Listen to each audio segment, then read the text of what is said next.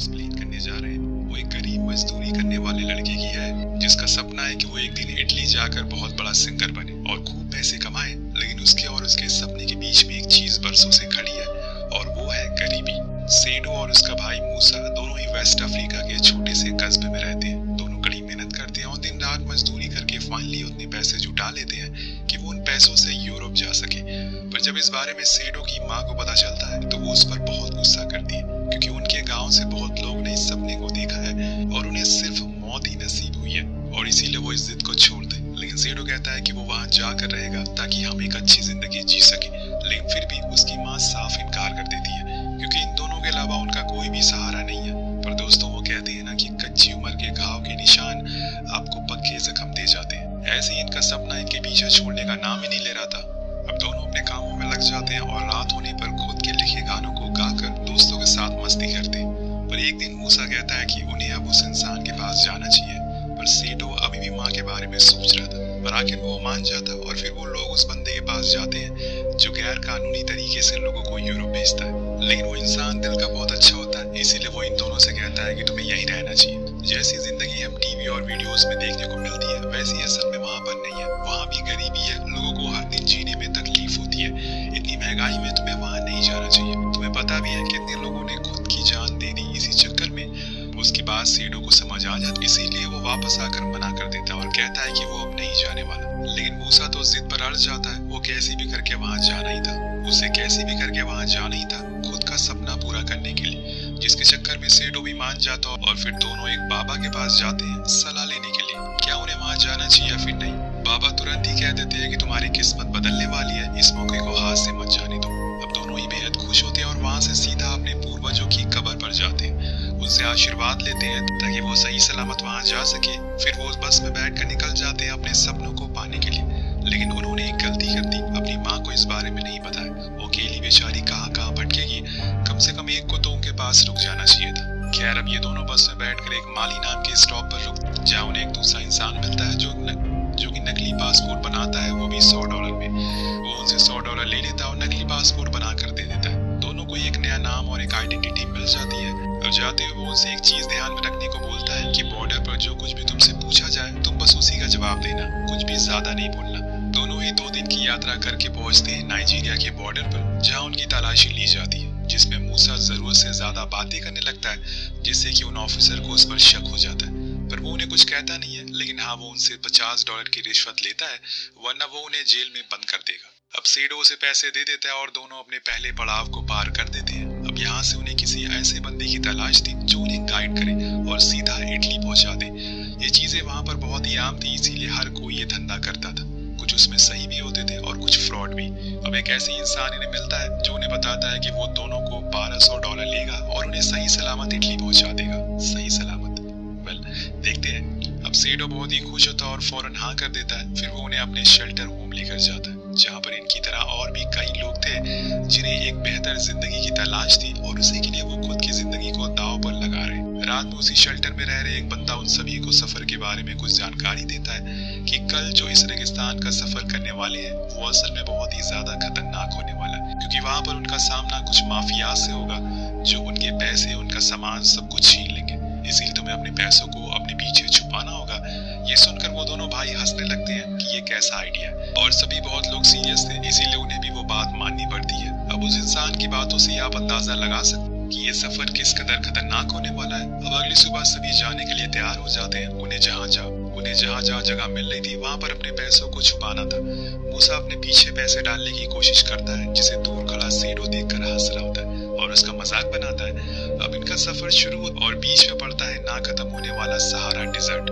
यहाँ total 3 car होती है जो अलग अलग दिशा में चली जा रही थी। जिस कार में ये दोनों मौजूद थे वो भी उबड़ खाबड़ रास्तों से होकर गुजरती है, जिसकी वजह से एक बंदा तो कार से गिर भी जाता है, लेकिन वो उसे उठाने के लिए रुकते नहीं बल्कि आगे बढ़ जाते हैं। यही देखकर सेडो को बहुत बुरा लगता है, पर वो डरने भी लगा था कि कहीं वो गिर गया तो उसे भी कोई नहीं उठाने वाला, इसीलिए वो कार को कसकर पकड़ लेते और फिर कुछ दूर जाकर इन्हें कार से उतार दिया जाता है। कहा जाता है कि उन्हें आगे का सफर अब पैदल चलना है, इसीलिए सहारा रेगिस्तान में पैदल चलना हर किसी के बस की बात नहीं है। अब सभी लोग गाइड के पीछे चलना शुरू करते हैं। अपने आसपास सेडो को कई इंसानों की लाशें दिखाई देती है। वो भी इन्हीं की तरह इस सपने को लेकर यहाँ तक आए थे, लेकिन कभी अपनी मंजिल तक पहुँच नहीं सके।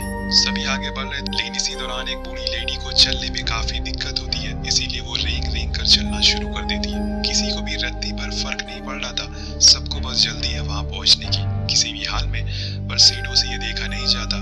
उस लेडी को अपना बचा हुआ पानी पिलाता है, पर मूसा उसे ऐसा करने से डांटता है और कहता है कि उन्हें देर हो रही है और अगर ऐसे ही चलता रहा तो वो गाइड उनसे दूर हो जाएगा और खो जाएंगे वो। पर सेडो बहुत कोशिश करता है कि वो उस लेडी को भी अपने साथ ले ले, पर जैसे ही वो खड़ी होती है वो अपना दम तोड़ देती है, जिस चीज को देखकर सेडो ये सफर में पहला सदमा लगता है। अब बहुत ही ज्यादा वो उदास हो जाता है और उन्हें वहीं छोड़कर आगे निकल जाता है। पूरे दिन चलने के बाद रात में वही चीज होती है जिसका उन्हें डर था। उन्हें वो माफिया मिल जाते हैं जो सभी को बहुत बेरहमी से मारते हैं, पीटते हैं, उनके पैसे छीनते हैं और जिनके पास पैसे नहीं होते उन्हें वो खास तरह की ड्रिंक पिलाते हैं जिससे कि वो टॉयलेट कर देते हैं और उनके पैसे बाहर आ जाते हैं। पर सेडो और मूसा ऐसा नहीं करते, वो बहुत कोशिश करते हैं जिससे कि उनके पैसे बच जाए और यहाँ पर वो उन दोनों को बाकी लोगों से अलग कर देते हैं और वहीं अकेला छोड़कर चले जाते हैं। सेडो और मूसा को ये देखकर बहुत बुरा लगता है, वो वहीं रोने लगता है, लेकिन मूसा उसे हौसला देता है और अगले दिन हम उन सभी लोगों को देखते हैं जिनके पास से उन्हें पैसे नहीं मिले। वो सभी आगे की ओर बढ़ते जा रहे थे। कुछ दूरी पर इन्हें एक ट्रक खड़ा मिलता है जिसे देखकर ये सभी बहुत खुश होते हैं। उन्हें लगता है कि अब वो इटली पहुंच जाएंगे, पर जब वो बस में बैठते हैं तो वो उन्हें इटली तो नहीं लेकिन हाँ जहन्नुम जरूर लेकर जाती है। उसमें उनकी तरह और हजारों की तादाद में लोगों को रखा गया था जिनको लीबिया की एक जेल में ले जाया जाता है जो किसी आर्मी या पुलिस के अंडर नहीं आती बल्कि माफियाज के अंडर आती है। वहां पर इन्हें बेचा जाएगा। जी हाँ, कुछ अमीर लोगों को आगे इन्हें एक गुलाम की तरह खरीदेंगे। उनके पास एक बंदा आकर एक रूम में लेकर जाता है जहाँ की आबो हवा किसी नरक जैसी थी। कुछ गरीब और लाचार लोगों को वहां पर गर्म लावे से जलाया जा रहा था। तब वो आदमी इन सभी से कहता है कि जो जो अपने घर वालों का नंबर दे देगा उन्हें वो छोड़ देंगे, क्योंकि वो उनसे फिरौती के पैसे मांगेंगे। पर सेडो और मूसा उन्हें नंबर नहीं देते। इतने पैसे उनकी माँ कहाँ से इकट्ठा करेगी, उन्होंने तो इतने पैसे आज तक देखे भी नहीं है। इसी का सजा उन दोनों को मिलती है। उसी कमरे में बंद कर उन्हें बहुत मारा जाता है, पीटा जाता है, वो बहुत ही बेरहम तरीके से, वो भी बहुत ही बेरहम तरीके से। अब यहाँ से ये कहानी बहुत ही दर्दनाक होने वाली है और साथ में बहुत ही ज्यादा इमोशनल, तो तैयार रहिएगा कहीं आपके आंसू ना गिरने लगे। सेडो को हम जख्मी हालत में लाखों लोगों की भीड़ में बैठा हुआ देखते हैं। वो बैठा बैठा यही सोच रहा था कि उन्हें यह सपना देखना ही नहीं चाहिए था। भले ही वो गरीब थे लेकिन कम से कम खुश तो थे, अपनी माँ के पास तो थे। अब तो उनका क्या हाल होगा उन्हें भी नहीं पता। उसे ऐसी हालत देखकर वहाँ एक बूढ़ा आदमी आता है जिसका नाम है मार्टिन। वो उसे एक ड्रिंक देता जिसे पीने के बाद वो थोड़ी देर के लिए सो जाता और पहुंच जाता है अपने उस गाँव में जहाँ पर उसकी माँ सो रही थी। वो उन्हें बाहर खड़ा होकर निहारता रहता लेकिन उनके करीब नहीं जा सकता, क्योंकि ये हकीकत है वो अपनी माँ को आज बहुत मिस कर रहा है। जब उसकी आंख खुलती है तो वो रोने लगता। उसे अब उसकी माँ की बहुत याद आ रही थी। अब यहाँ उसे कहीं भी मूसा दिखाई नहीं दे रहा था, न जाने वो किस हालत में होगा। इसी बीच वहाँ पर एक बंदा आता है जो उनसे कहता है कि उन्हें एक कारपेंटर और एक बिल्डर की जरूरत है जिसको ये काम आता है वो हाथ खड़ा करे। अब यहाँ मार्टिन सेडो का भी हाथ खड़ा करवा देता है। उसके बाद उन्हें खरीदने के लिए एक अमीर बंदा आता है जो मार्टिन को 600 दिनार में खरीद लेता है। पर मार्टिन कहता है कि वो अकेले ये काम नहीं कर सकता, उसे एक और इंसान की जरूरत है, जिसके लिए वो मार्टिन को आगे करता है। तो उसकी किस्मत अच्छी होती है कि वो इंसान उसको साथ लाने के लिए मान जाता है और फिर उन्हें रेगिस्तान के बीच में बन रहे घर के अंदर ले जाया जाता है, जहाँ पर वही इंसान उसे कहता है तुम्हें इस घर के चारों ओर एक दीवार बनानी है। पहले तो उन्हें ढेर सारा खाना दिया जाता है क्योंकि उन्होंने पिछले 3 दिन से जेल में कुछ भी नहीं खाया था। अब सेडो बहुत ही ज्यादा भूखा होता है तो वो उस खाने को खा लेता है, पर बीच में ही वो रोना शुरू कर देता है, न जाने उसका भाई किस हाल में होगा। तो मार्टिन उसे कहता है कि वो जहाँ पर भी होगा सही होगा, ऊपर वाला बहुत बड़ा है, उसके घर में देर है अंधेर नहीं। खाने के बाद वो काम शुरू कर देते हैं और मार्टिन सेडो को इस काम को करने का तरीका भी बताता है। काम खत्म हो जाने के बाद वो दोनों आराम करने के लिए अपने टेंट में जाते हैं, जहाँ मार्टिन उसे उसके पिता के बारे में पूछता है क्या उन्हें पता है कि वो इटली के लिए घर से भागे हुए हैं। तो सेडो बताता है कि उसके पिता की उसके बचपन में ही मौत हो गई और तब से उनकी माँ ने ही उसका और उसके भाई का ख्याल रखा है, पर अफसोस कि उन माफिया ने उसके भाई को अलग कर दिया। उसी रात अब न जाने वो कहाँ होगा। अब अगले दिन जब ये काम कर रहे होते हैं तो इनके पास वही बंदा आता है और मार्टिन को एक फाउंटेन की फोटो दिखाकर कहता है कि तुम्हें ये बनाना है, अगर तुमने इसे अच्छे से बनाया तो शायद मालिक तुम्हें उन माफिया से आजाद करवा देंगे। मार्टिन कहता है कि हाँ मैं इसे बना सकता हूँ। अब वो दोनों ही बहुत खुश होते हैं और लग जाते हैं उस फाउंटेन को बनाने में, क्योंकि वही उनकी आजादी का जरिया है। अब दिन रात करके वो उसे पूरा कर देते हैं और जब उस घर के मालिक और उसकी फैमिली वहाँ आती है तो उन्हें वो बहुत पसंद आता है, जिससे ये दोनों को रिहा कर दिया जाता और वहाँ से ट्रिपोली भेज दिया जाता है, जो कि लीबिया का एक काफी बड़ा शहर है। वहाँ पर भी सेडो अपने भाई को ही ढूंढ रहा होता है, लेकिन मार्टिन कहता है कि अगर वो यहीं कहीं आसपास होगा तो वो तुम्हें ढूंढ लेगा, हमें इटली के लिए निकलना चाहिए।